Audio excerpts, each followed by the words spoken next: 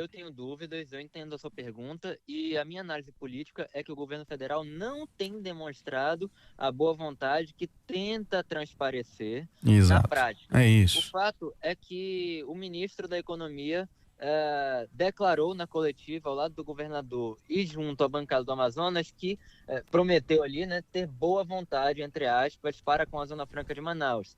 Como ele pode ter boa vontade se está liberando ali emendas, pressionando o Congresso Nacional e a Câmara dos Deputados para que aprove o texto da forma como está?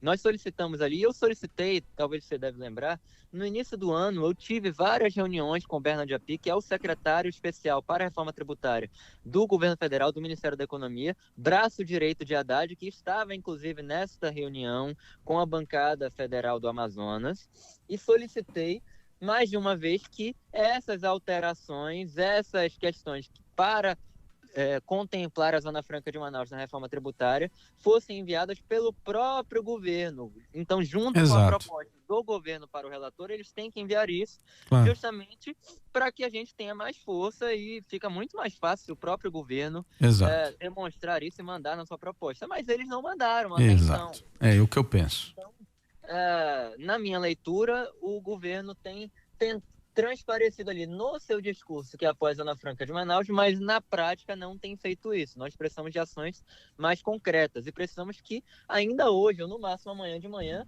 o ministro da Economia e o presidente da República façam essa demonstração.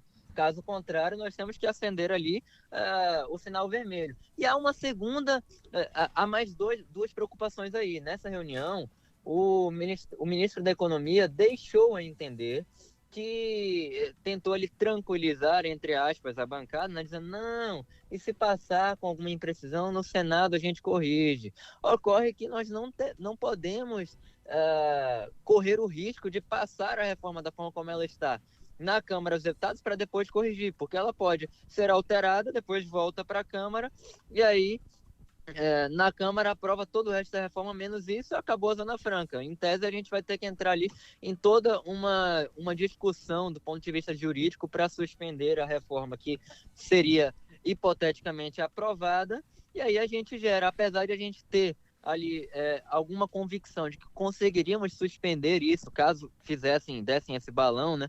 A gente suspenderia no Supremo Tribunal Federal, isso gera uma insegurança jurídica que por si só já prejudica a Zona Franca de Manaus, e não é o que a gente quer.